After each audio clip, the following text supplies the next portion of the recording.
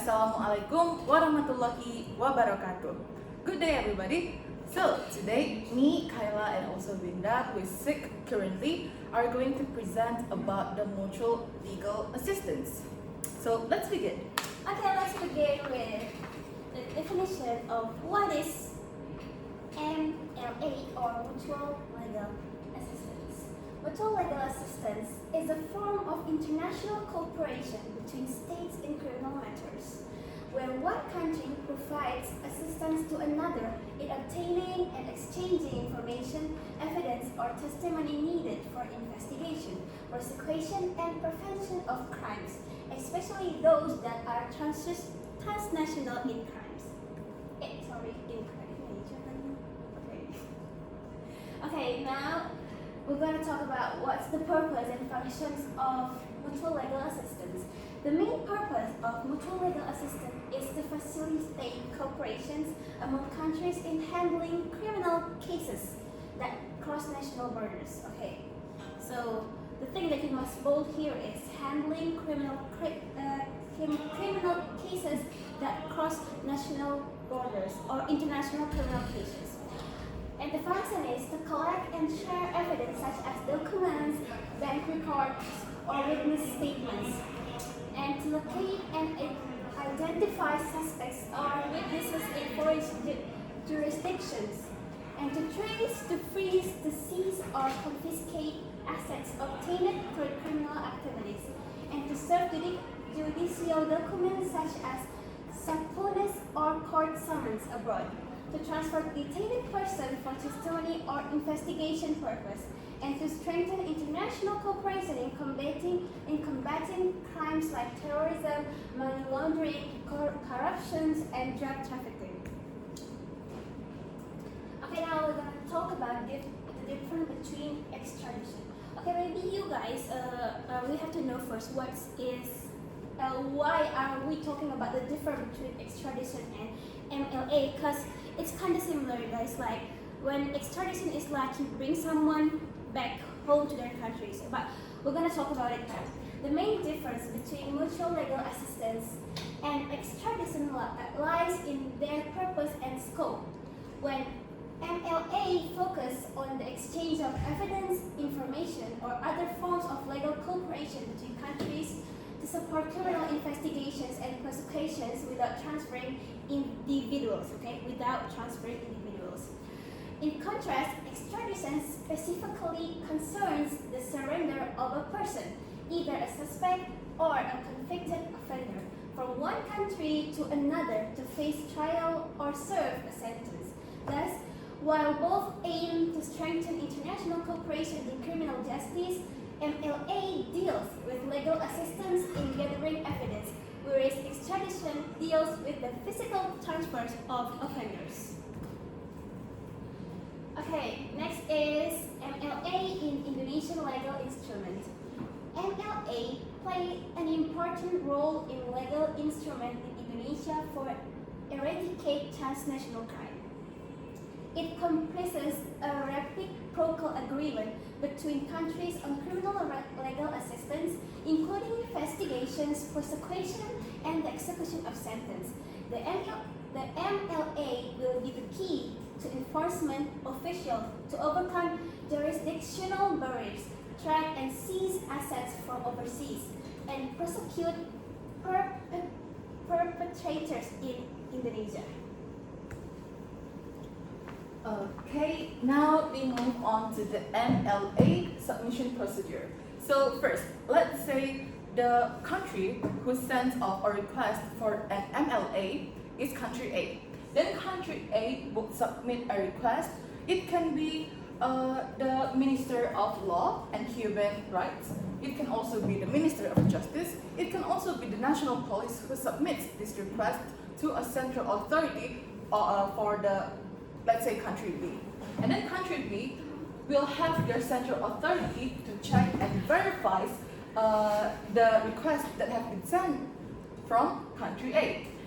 It will check if the documents are complete, if the documents are legal, and then also to check if it suits the national interest or the national sovereignty of country B.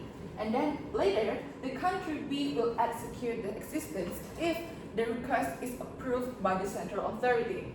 And then later, the country B will send the result back to the country A, also through the official channel between the central authorities. Okay, there's terms and conditions to submit an MLA. First, the applications are submitted by the law enforcement agencies such as the police, the prosecutor office, and the Corruption Eradication Commission through the Ministry of Law and Human Rights as the central authority. This is again from the country A that we've spoken before. And then also, we need sufficient evidence. The primary requirement is sufficient evidence to support the need for mutual legal assistance in accordance with the laws and regulations of the requested country. And also, it needs criminal offenses. MLA applications are filled in connection with criminal offenses, including transnational crimes such as narcotics, money laundering, and corruption. Also, there's time limit. MLA requests must be effectively processed by the requested country within the specified time limit, and also it has guarantees. Guarantees may be required, such as a guarantee that no death sentence will be sought if the MLA application is filled for a case involving the death penalty. Next, we have some challenges of MLA. So, first, the difference of law systems between states. Some state has the civil law system, some state has the common law system, and this difference of systems will lead to different kind of procedures, and then some country has different standard for evidence. Let's say country A needs evidence with this kind of standard. Then country B sends an evidence that is not quite what the country A wants. So that becomes the challenge of the MLA. And next, we have national sovereignty and national interest. Let's say country A sends off some request of MLA to country B.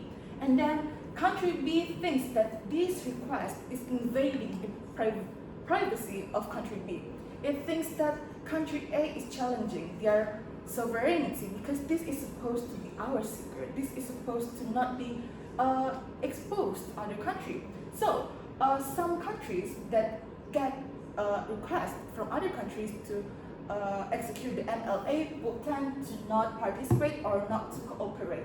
Next, we also have the administration and bureaucracy hurdles. This also goes back to the first difference of law systems. Some law systems might be complex. Some law systems might be direct.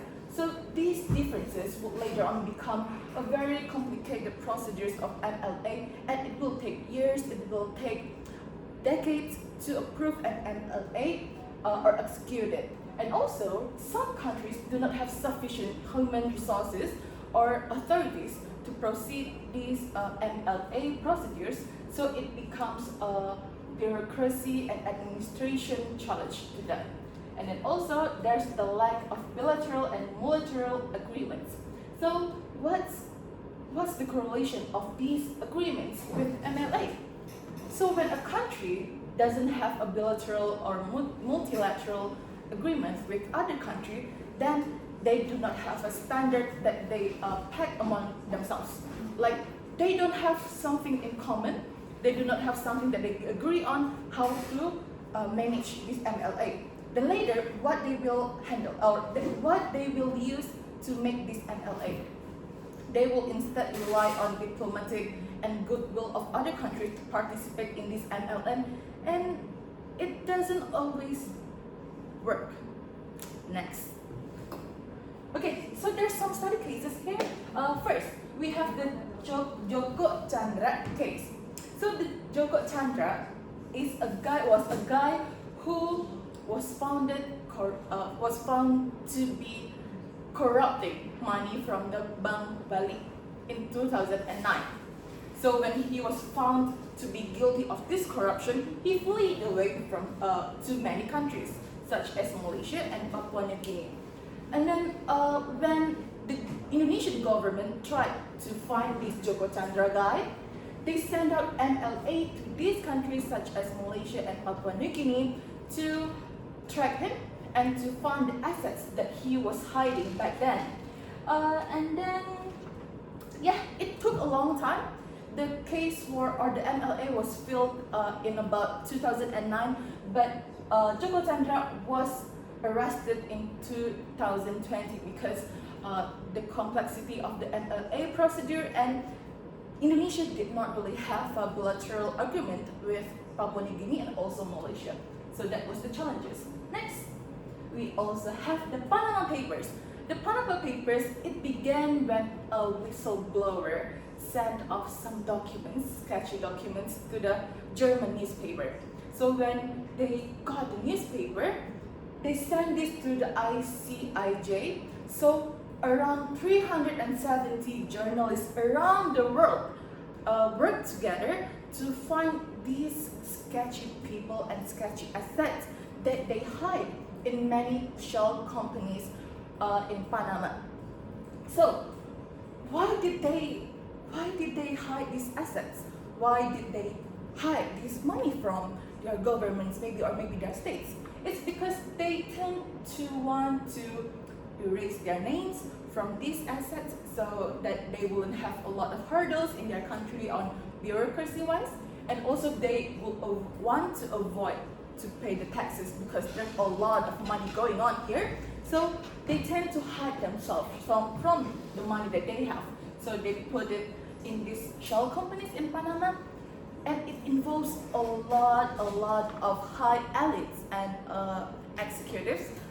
For instance, the island president, and also the Pakistan prime minister, and also a lot of relatives from the executives. For instance, the closest assistant to Vladimir Putin, also the son-in-law to Xi Jinping, also the son to Prime Minister of Malaysia, Najib Razak.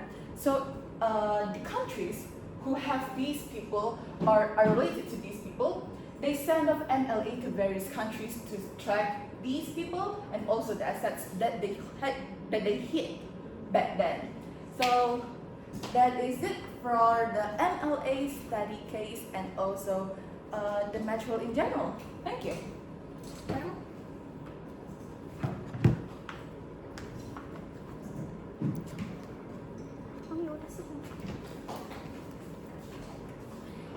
Okay guys, thank you very much for your nice attention. We hope the column commenters below will be filled by your question. Can't wait for it. Thank you.